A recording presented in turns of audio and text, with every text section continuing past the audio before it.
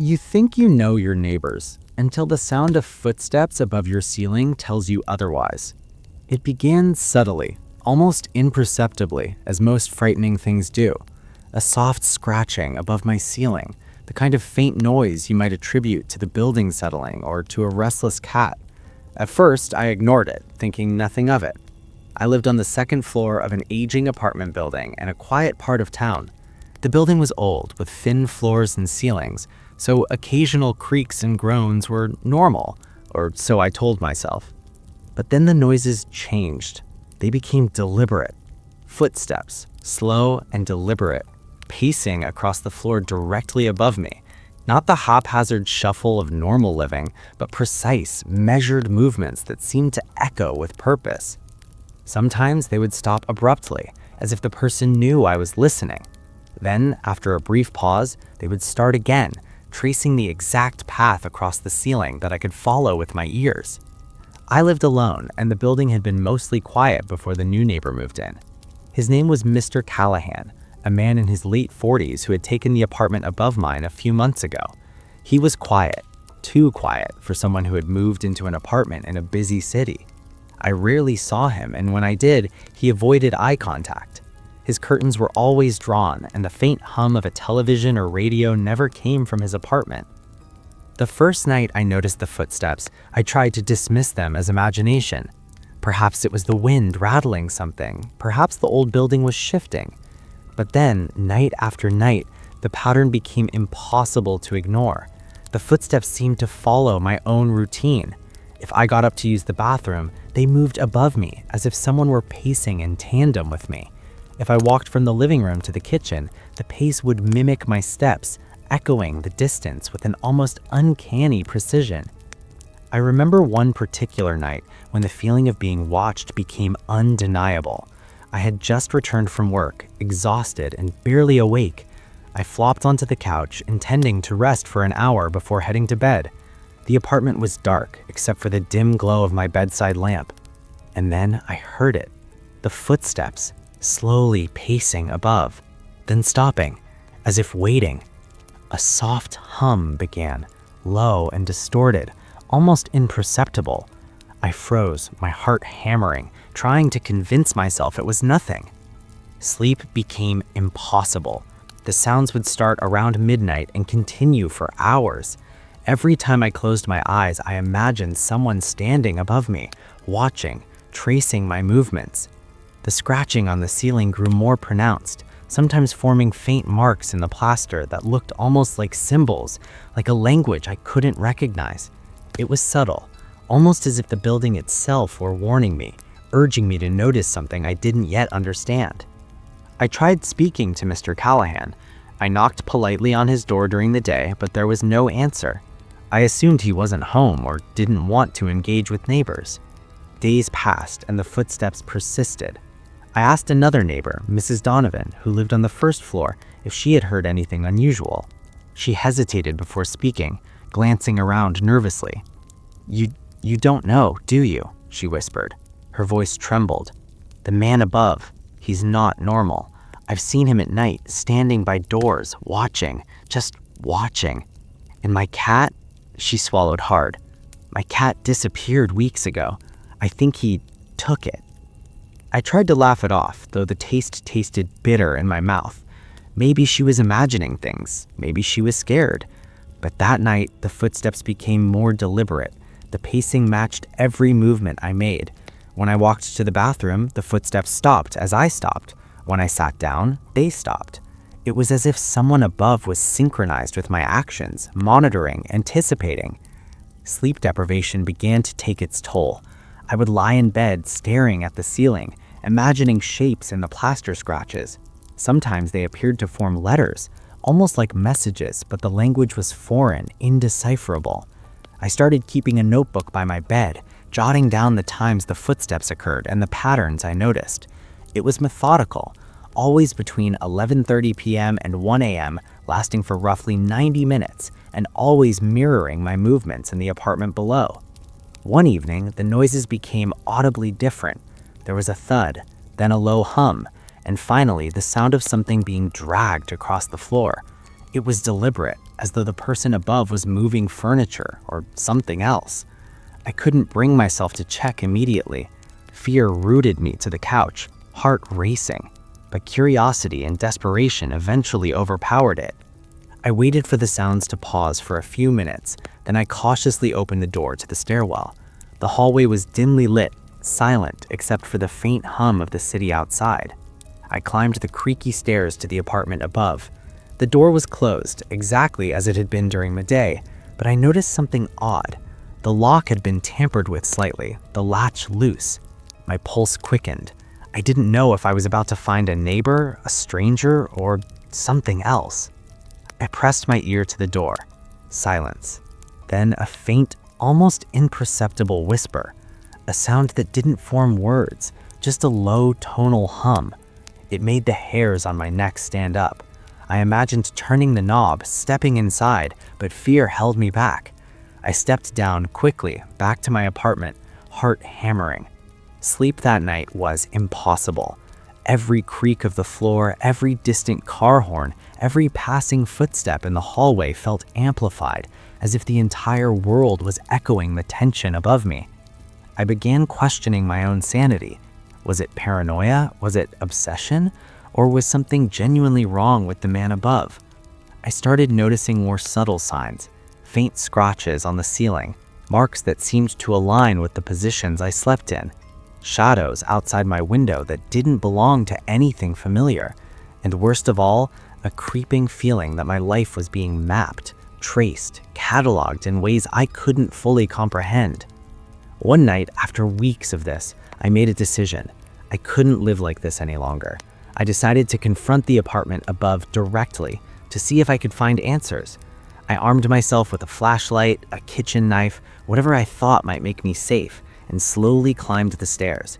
The hallway smelled faintly of dust and mildew, the dim light casting long shadows on the walls. When I reached the door, I paused. The latch was still loose, inviting, almost like a trap.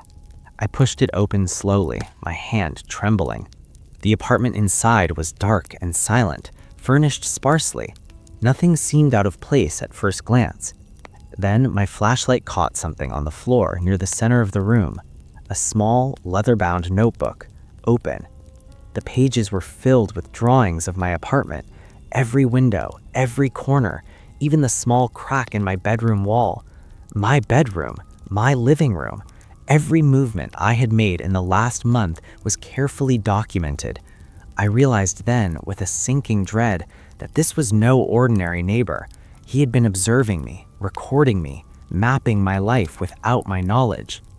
I wanted to scream, to run, to call the police, but something about the room, the notebook, the meticulousness of it all froze me in place. I couldn't leave. And at that moment, the footsteps started again, slow, deliberate, pacing above the ceiling. The nightmare wasn't over. When you finally confront the footsteps above you, some truths are far worse than silence. I couldn't bring myself to move for what felt like hours, staring at the notebook on the floor. Each page was meticulous, every window, every door, every crack in the walls mapped in exact detail. There were dates, times, even small observations scribbled in the margins. How long had he been doing this? Weeks? Months? My heart raced as I realized that my life, my apartment, my routines, all of it had been under constant surveillance. Suddenly, I heard the footsteps again, faster this time, moving across the ceiling as if he knew I was awake. A cold sweat ran down my back. I wanted to leave the apartment, to run down the stairs and never look back, but the front door was too far away. My mind raced, trying to figure out if calling the police now would even help. What if he was still here? What if he was hiding somewhere in the apartment, waiting for me? I tried to calm myself. I picked up the notebook hoping for some clue, some explanation. The pages were filled with more than drawings. There were notes, odd, obsessive notes about my habits. Sleeps at 11:45, lights out. Moves to bathroom, 12:15, returns. Lines and arrows connected rooms, windows, and even furniture positions. It was almost clinical in its precision, like he was preparing for something, observing patterns, studying me. And then I heard it, a faint whisper, almost like a hiss from the corner of the room behind me. I spun, shining the flashlight toward the shadowed area, but saw nothing, only the dark outline of furniture and the long, cold silence of the apartment. My breath was rapid, my pulse pounding. I realized I had no idea if he was gone or hiding, watching me even now. I retreated to the door, clutching the notebook like a shield. My hands shook as I tried the knob. Locked. The latch, which I thought was loose earlier, had somehow secured itself. Panic clawed at my chest. I pounded on the door, shouting for anyone to hear me, but the hall outside was empty and silent. The building was asleep. I was alone, trapped above, or perhaps the trap was below, in my own mind. Minutes stretched like hours. The footsteps had stopped. For a moment, I dared to breathe. Then a shadow moved across the wall opposite me. Something fast, deliberate, fluid. I couldn't see details, but the movement was human, calculated. And in that instant, I realized something terrifying. He had returned. I didn't know how he had gotten back. I didn't know if he had ever left. All I knew was that he was here, and the notebook, the evidence of his obsession, was no longer comforting. It was a lure, a breadcrumb to draw me into something I could not escape. I backed into a corner, trying to control my breathing, but the room felt alive, charged with his presence. Every creak of the floor, every subtle hum of the city outside, every whisper of the wind against the windows seemed amplified, distorted, like it carried his attention. I imagined him pacing, watching, waiting. And then the whisper came again, closer this time. A single word, elongated, drawn out. My name. I froze. The hairs on my arms stood on end. My rational mind tried to dismiss it as imagination, but the sound was unmistakable. It was him. He knew I was there. He had always known. Summoning courage I didn't feel, I shouted, "Who's there?" My voice cracked in the empty apartment. Silence answered me, thick and suffocating. Then the footsteps resumed, this time from above me, pacing in a slow circle. It felt deliberate, taunting, as if he were communicating through the rhythm of his movements. I ran to the window, desperate for escape, but the view revealed nothing. No sign of him, no light in other apartments, only the faint glow of the city in the distance. The shadow in the room shifted again, closer now, almost imperceptibly. I could feel it pressing in, a weight on my chest that made every breath shallow and uneven. I remembered Mrs. Donovan's words. He's not normal, he's watching. And now I understood. Watching wasn't enough. Mapping wasn't enough. He wanted control. Observation had a purpose. I didn't know what that purpose was yet, but I knew instinctively it wasn't benign. My thoughts were interrupted by the sound of the notebook sliding across the floor, moving as if pushed by invisible hands. I spun the flashlight toward it, but no one was there. The pages flipped open, revealing a new set of sketches, ones I hadn't seen before. They weren't of the apartment layout this time. They were of me, my sleeping position, my nightly routines, even sketches of my face, drawn from memory with terrifying accuracy. I wanted to scream, but my voice caught in my throat. I realized then that I had underestimated him. He hadn't just been watching my apartment, he'd been watching me. And now, with the notebook as his record, I was exposed, vulnerable, cataloged in a way that felt inescapable. Hours passed, or maybe minutes, I couldn't tell. Time lost all meaning. The footsteps eventually stopped, leaving the apartment in eerie silence. But the feeling of being watched lingered, heavy and suffocating. I stayed awake all night, flashlight in hand, staring at the notebook, unable to move or sleep. By morning, I had a plan. I couldn't stay. I couldn't live under constant surveillance, knowing that someone above, or perhaps still in the building, knew every detail of my life. I packed what I could, leaving the notebook behind as a morbid record of my obsession, my fear, my torment. Before leaving, I peeked into the hallway. Empty. The morning light seemed ordinary, mundane, but the shadows beneath the doors felt deeper somehow, heavier, like they remembered the night before. I moved quickly, down the stairs and out into the street, not daring to look back. I never saw Mr. Callahan again. Police reports led nowhere. There was no evidence, no trace of him in the building. The notebook disappeared when I returned weeks later. The apartment was clean, normal, silent, yet the memories lingered. Every creak in a ceiling, every faint hum of a late-night city, every shadow in my peripheral vision brought it all back. Even now, years later, I can't sleep in a new apartment without glancing at the ceiling, imagining the footsteps, imagining the soft hum, imagining someone still watching. Because some neighbors don't just live next door. Some neighbors observe, they wait, they map, and they remember.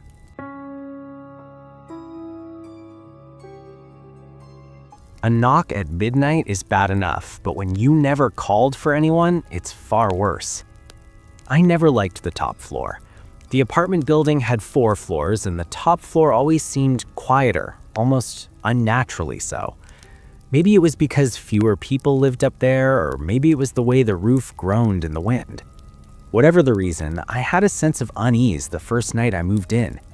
My neighbors had been friendly enough, polite greetings in the hallway and the occasional nod in the elevator, but nothing about them seemed warm or familiar. My first real encounter with the strange started on a Tuesday night. I was lying in bed, half asleep, the hum of the city drifting through the slightly cracked window. At exactly midnight, there was a knock at the door. A single, deliberate knock. Hard, sharp. Deliberate enough to rattle the old wooden frame. I froze. I wasn't expecting anyone. I didn't have friends in town yet, and no delivery services ran this late. My stomach tightened. I waited, thinking maybe it was a mistake, someone knocking at the wrong apartment. The knock came again, more insistent this time. 3 loud, consecutive knocks. Cautiously, I slid out of bed and approached the door, trying to stay calm. "Hello?" I whispered, my voice shaking slightly. Silence. No reply. The air in the hallway felt colder than usual. The faint glow of the emergency exit light at the far end barely illuminated the long corridor. I peeked through the peephole. Nothing. Empty hallway. No shadow, no figure, not even the faintest flicker of movement. I considered ignoring it, chalking it up to someone playing a prank until the knock started again, this time coming from a different direction. My apartment door. My front door. The knock was softer, almost a tap, but deliberate. I could hear it through the door itself, as if someone were just on the other side, waiting. I grabbed my phone and flipped on the flashlight, pressing my back against the door. The knocking stopped. I waited, holding my breath. Then, faintly, I heard the sound of footsteps retreating down the hallway. Slow, deliberate, measured steps that echoed faintly in the narrow corridor. I told myself it was over. Perhaps a neighbor had mistaken my apartment for theirs. Perhaps it was the building settling again. But sleep that night was impossible. Every creak, every gust of wind, every distant car horn made my body tense. My imagination ran wild. What if someone had lingered near my door? What if someone had entered the building undetected? The next night, it happened again. Midnight, knock, tap, knock. 3 soft, deliberate raps on my door. I hesitated, gripping my phone like a lifeline, debating whether to answer or call the police. When I finally peeked through the peephole, nothing. Just the dark hallway, empty and silent. It was always the same pattern. The knocks came at exactly midnight, no earlier, no later. My heart raced as I lay in bed, listening to the silence, imagining a figure standing just outside my door, waiting for me to fall asleep. A week passed like this. I started leaving the lights on, placing furniture against the door. I even asked a neighbor for advice.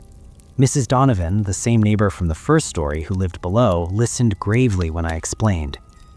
"You need to be careful," she said. Her voice dropped to a whisper. I had something similar once. I thought it was someone making a mistake. Then I realized they were watching. They wait. They choose their moment. Never let them know you're afraid. Her words chilled me. I started paying attention to more than just the knocking. I noticed subtle signs in the hallway, a scuff mark near my door, a faint smudge on the peephole glass. Once I thought I saw a shadow retreat down the stairs, but when I looked again, no one was there.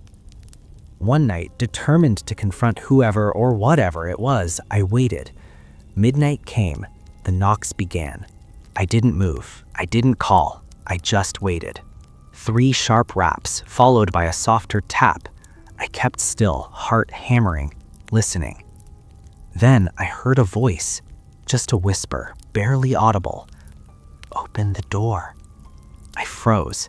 My rational mind screamed to ignore it, to call someone, to run, but curiosity, or something darker, pushed me forward. I crept to the door, pressing my ear to the cold wood. The whisper came again, louder this time, clearer. "Open it, please." I shook my head, trying to tell myself it was a trick of my imagination. Then the tapping moved, slow, deliberate, tracing patterns along the doorframe. Each tap seemed intentional, like Morse code, a rhythm I didn't understand but somehow recognized as deliberate. My hands shook as I picked up a kitchen knife for protection. I slowly unlocked the door, my body tense, flashlight in my other hand. I peeked through the doorway. Nothing. The hallway was empty. The air smelled faintly of damp wood and something else, something faintly metallic. I stepped into the hallway, flashlight sweeping the area. Shadows stretched across the walls, but no figure was visible. Then I noticed it. A small note taped to the opposite wall at eye level. I'd never seen it before. It was handwritten in a neat, almost meticulous script. "You saw me last night. I am close. Do not fall asleep." My stomach dropped. My breath caught.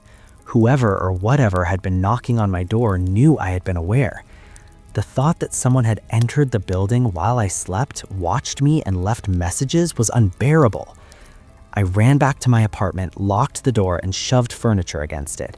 I spent the rest of the night awake, flashlight in hand, notebook beside me, documenting every sound, every creak, every shadow. Sleep became a luxury I could no longer afford. Every night I waited for the knock, for the tap, for the voice, for the message. I started noticing small things. Objects slightly moved, faint scratches along the hallway walls, even the sound of soft breathing when the building was otherwise silent. By the end of the week, I realized something terrifying. The late-night visitor wasn't random. It wasn't a prank. It was a neighbor, someone who knew the building, who knew my routine, who chose this exact hour to instill fear. And now, they weren't just outside my door. They were inside my mind, tracing every step I took, every thought I had, every fear I carried. I didn't know what they wanted. I didn't know how far they would go. All I knew was that the building, the top floor, the hallway, and my apartment were a stage for their game, and I was the only actor. When the knocking stops, that's when you should be most afraid. By the 8th night, I stopped waiting for the knock.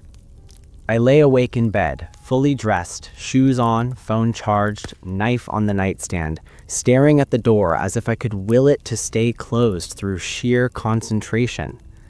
Midnight approached slowly, each minute dragging itself forward with deliberate cruelty. The building felt different at night now, no longer just quiet, but expectant, as if it knew what time it was, as if it was waiting with me. When the clock on my phone flipped to 12 a.m., nothing happened. No knock, no tap, no whisper. The silence was worse than the noise. I waited 5 minutes, then 10. My pulse thudded in my ears, loud enough that I worried it might give me away. I listened for footsteps in the hallway, for the faint sound of breathing beyond the door. Nothing. The building held its breath. At 12:17 a.m., my phone vibrated. A notification. I nearly dropped it. It wasn't a call, it wasn't a text. It was a system alert. Motion detected. I didn't own a security camera. I stared at the screen, my hands shaking, rereading the notification over and over, as if it might change. The alert came from an unknown device, one I had never installed. Before I could process what that meant, another vibration followed. Front door activity. My stomach turned cold. Slowly, painfully, I raised my eyes from the phone to the door across the room. The handle wasn't moving. The lock wasn't turning. But something was wrong. The faint strip of light beneath the door, the one that leaked in from the hallway, was gone. Something was blocking it. I didn't breathe. Seconds passed, then minutes. My mind raced through possibilities, all of them bad. Someone standing directly outside, someone crouched low, someone listening. Then came the sound. Not a knock, scraping. Slow, deliberate scraping along the doorframe, as if fingernails or something harder were being dragged carefully across the wood. Not frantic, not aggressive. Curious, exploratory, testing. I squeezed my eyes shut, silently begging it to stop. The scraping moved higher, then lower, tracing the outline of the door. I imagined hands memorizing the shape of it, learning where the weak points were. Then the whisper came again. Not through the door this time, from inside the apartment. "Why won't you answer?" My blood ran ice cold. The voice was close, too close, not muffled by wood or distance. It came from the direction of the kitchen, low and calm, like someone speaking just to themselves. I turned slowly, flashlight shaking in my hand, illuminating the darkened space inch by inch. The kitchen was empty. The window was closed. The bathroom door was shut exactly as I'd left it. And yet, I wasn't alone. I backed toward the bedroom, never taking my eyes off the kitchen entrance. My heart pounded so hard I thought I might pass out. The voice hadn't echoed. It hadn't moved. Whoever it belonged to was still there, watching. I reached the bedroom door and slammed it shut, locking it with trembling hands. I pressed my back against it, knife raised, breath shallow and fast. The apartment was silent again, but the silence felt occupied now, stretched tight over something hidden. Then came the footsteps. Not outside, inside. Slow steps crossing my living room floor, each one measured, unhurried. They stopped just outside the bedroom door. I bit down on my hand to keep from screaming. A shadow appeared beneath the door, stretching across the thin carpet, blocking the faint glow from the living room. Someone was standing there, close enough that I could hear their breathing. Slow, controlled, patient. You shouldn't hide. That makes it take longer. The handle rattled once.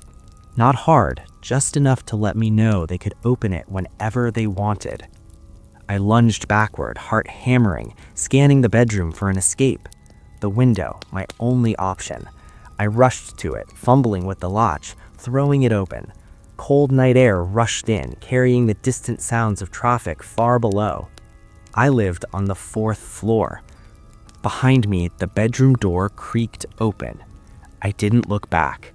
I climbed onto the sill, gripping the frame, panic screaming through every nerve. I didn't know if I could climb down. I didn't know if anyone would see me. All I knew was that staying was no longer an option.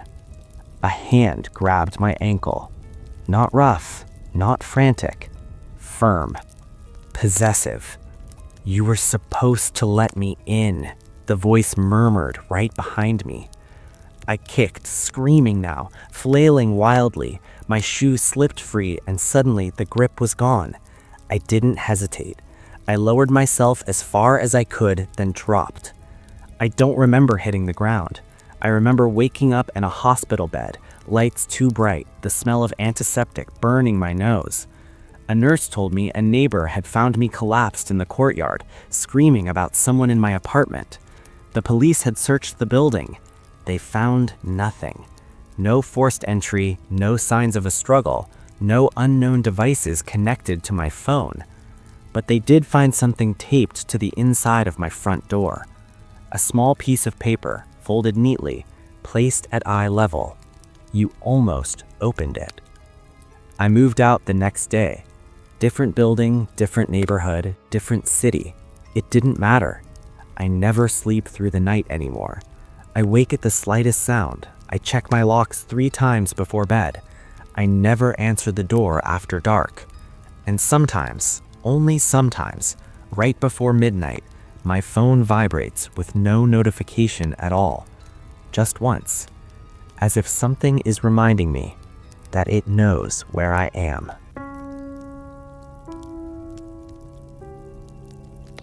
Some neighbors are awake at all hours, but when they never sleep, you begin to notice the patterns and the danger. It started with the lights. I noticed them on the very first night I moved into the building. Apartment 5C, the unit across the hall, was occupied by a man who I quickly learned never seemed to turn off his lights. No matter the hour, whether it was early morning or deep in the night, the curtains were drawn, but the glow of a single lamp always bled through the crack beneath the door. At first, I assumed it was normal. Perhaps he worked night shifts or had insomnia. That was plausible.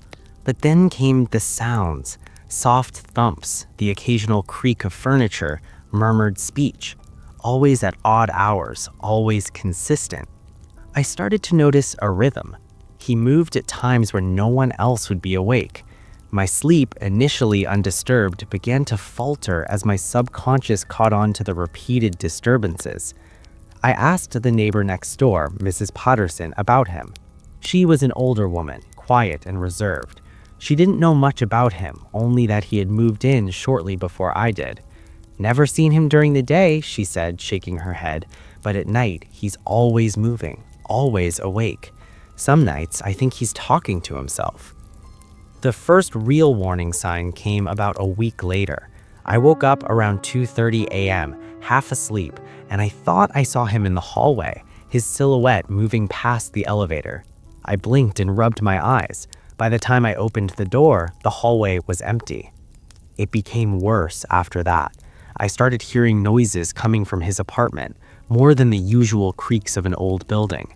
Footsteps pacing in precise, repetitive patterns, a faint humming, sometimes a low, monotone voice muttering something intelligible, and always the light. It never went out. It was constant, like a pulse, watching, waiting. One night, insomnia overtook me. I sat at my kitchen table, notebook in hand, jotting down times and patterns. It was obsessive, but I needed to understand.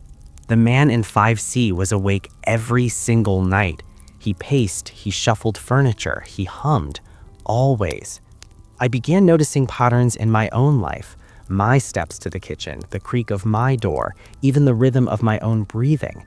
It was as if he knew, as if he were listening, recording, studying. Then came the knocking. Not at my door, not yet. Just faint tappings against the wall separating our apartments. At first, it was easy to dismiss. Perhaps an air vent, plumbing settling, the usual quirks of an old building. But it was too deliberate, too precise. Thump, pause, thump, pause. Always in sync with my movements.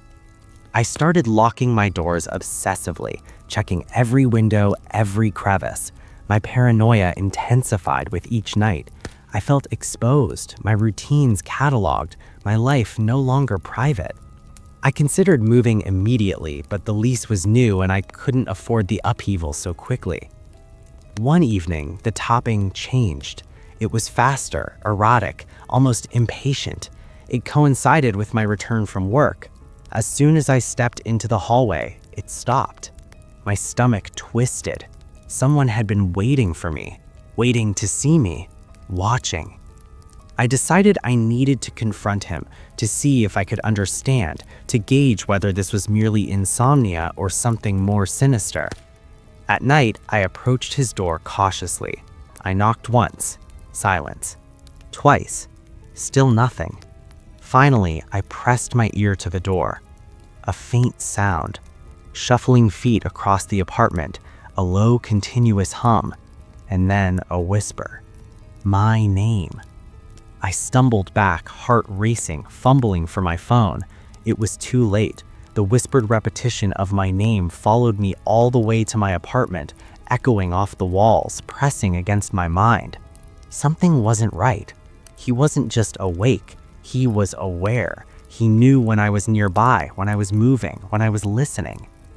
That night, sleep became impossible. The light in 5C remained constant. The hum never ceased. Every noise outside my apartment sounded amplified, like it carried a message intended for me. My own footsteps felt loud, conspicuous. I was being watched, studied, cataloged, not just during the night, but in my own home, in my own sanctuary. Over the following nights, the pattern escalated. The faint taps against the shared wall began to correspond with my own movements. Open the fridge, a tap above. Step toward the bathroom, another tap. Return to bed, a final tap. It was as if he was teaching me a rhythm, forcing me to acknowledge him, forcing me to follow along. I started documenting everything in a notebook, times, sounds, movements. It became an obsession, but I felt powerless to stop. My own apartment no longer felt like a safe space. The man in 5C didn't sleep. He didn't pause. He was a shadow looming over my life, even through walls, even through closed doors. And then, one night, the knocking came directly on my door. Sharp, insistent, 3 knocks. I froze, heart hammering. My mind raced through every possible scenario. Someone entering while I slept, a prank gone too far, something worse. I didn't answer. I couldn't. I sat in bed, knife in hand, flashlight trembling, waiting. The knocking continued for a minute, then stopped abruptly. Silence.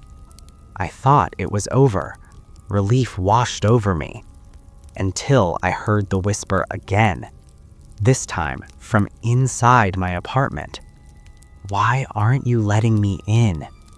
My blood ran cold. When someone never sleeps, eventually they stop dreaming and start watching instead. I didn't move.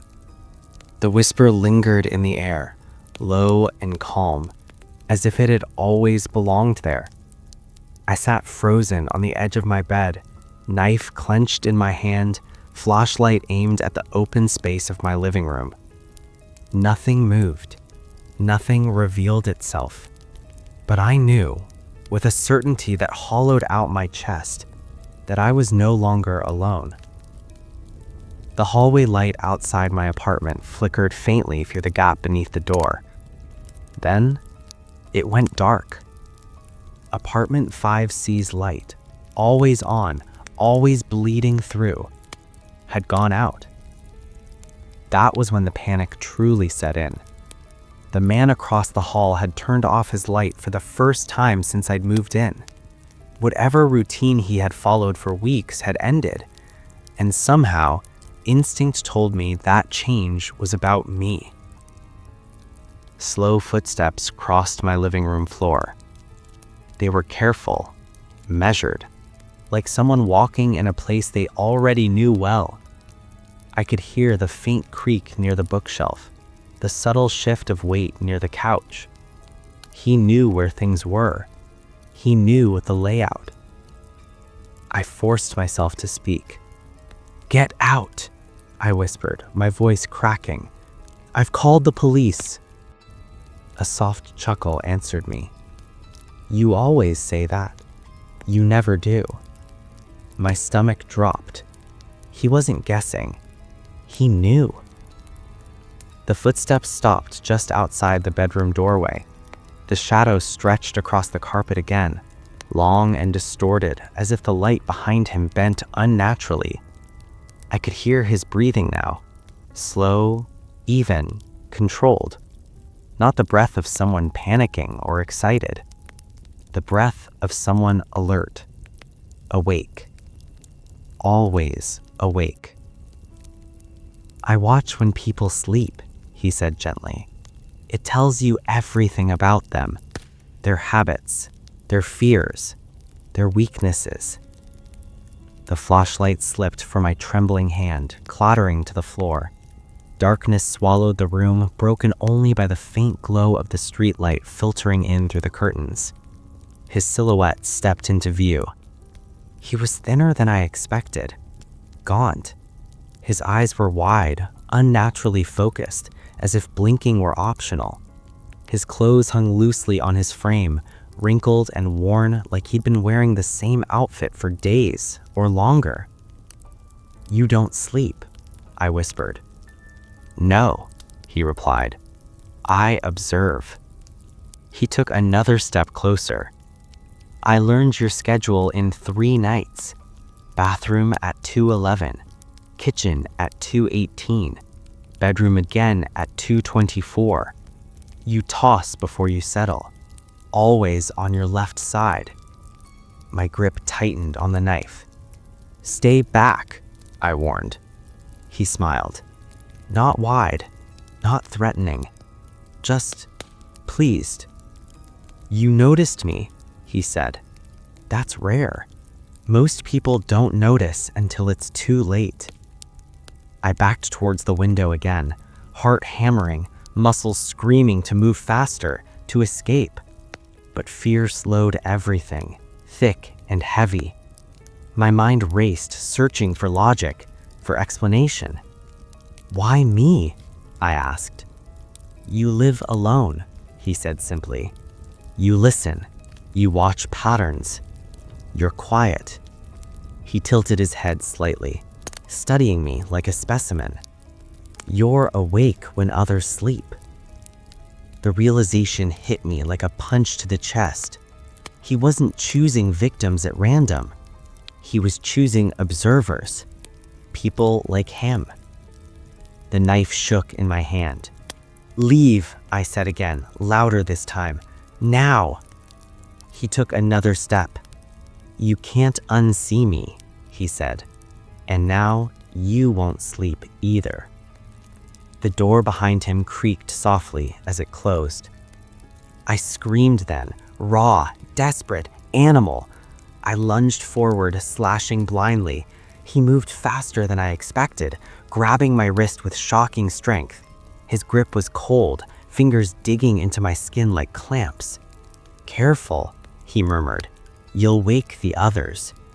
I kicked, twisting, fighting with everything I had. My elbow connected with his ribs. He grunted but didn't release me.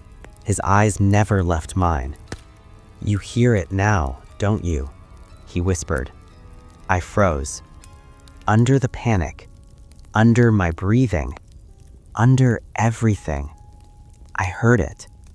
Footsteps, not just in my apartment, in the hallway, in the stairwell, above us, below us. Soft, constant, awake. He smiled wider this time. "They don't sleep either," he said. "They just haven't noticed yet." I yanked my arm free and ran. I don't remember opening the door. I don't remember hitting the hallway.